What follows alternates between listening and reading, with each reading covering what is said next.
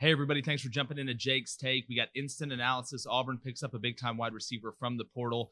Cal to Georgia to now to Auburn transfer Demetris Robertson. Just want to give you a little background on him, what Auburn's getting, how it affects the wide receiver room and the offense moving forward. Just a little background on Demetris. He's got 1 year left, so he's a grad transfer with 1 year of eligibility.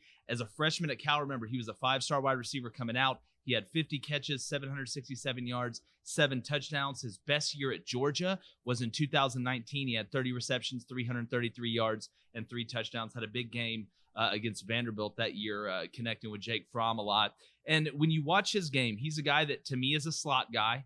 He can play a little bit of outside. He's got good vertical speed, but he's really good in the intermediate passing game. You look at meshes, you look at crosses, you look at drags, being able to come in motion and get the speed sweep, some things he did at Georgia, which really fits what Auburn wants to do offensively, and it takes a lot of pressure off other guys in that room, because the more talent you accumulate in a room and you put on the field, the more even the defense has to play you, which means they can't pigeonhole you, something that every team is trying to achieve. So it's huge for Javarius Johnson, who I think is going to be a breakout player, to have a guy opposite him. So when Auburn gets in doubles and 2x2, you have 2 slot guys that are a legitimate threat. It also helps Elijah Canyon a lot. Zevian Capers, really all the receivers, Kobe Hudson, go down the list. It takes a little bit of pressure off of them and adds another threat. But the thing that makes Demetris Robertson such a big pickup for Auburn is he's coming from a place that has won. He understands how to win in this league. Was he overshadowed a little bit with all the talent at Georgia? Yes, but he'll have a chance to thrive and shine in an offense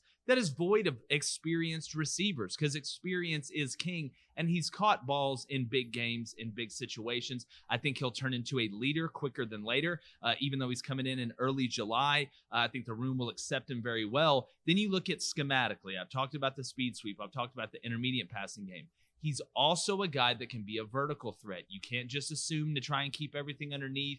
And if you got a 50-50 ball, you feel good about it with the safety. Demetris Robertson can kind of do a little bit of everything, and it adds another weapon for Bo Nix. He's going to have to increase the chemistry. Obviously, they've never thrown to each other. He should be able to pick up the offense very quickly. But across the board, we really locked in on 2 areas that Auburn needed on the offensive side of the ball to utilize the portal. That was offensive line, specifically offensive tackle.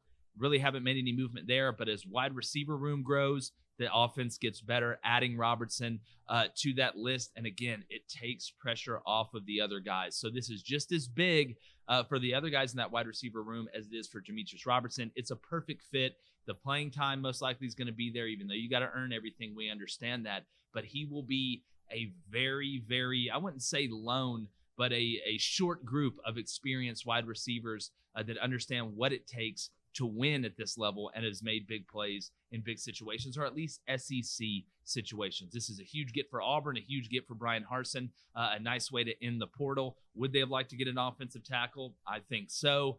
Now that the deadline is pretty much here for the eligibility standpoint from the transfer portal, I think that about wraps it up for Auburn. It's a big pickup. Stay with us. We're going to continue to monitor these situations around the SEC as more guys are accumulated, even though, like I said, we're right on that deadline. We're helping you win the water cooler. Make sure you subscribe. YouTube, Apple Podcasts, Spotify. Going to do some more fundamental stuff, coverage stuff, offensive stuff from a wide receiver standpoint, quarterback standpoint, to help you win the water cooler. And that's what separates us. That's the difference. Talk to y'all soon.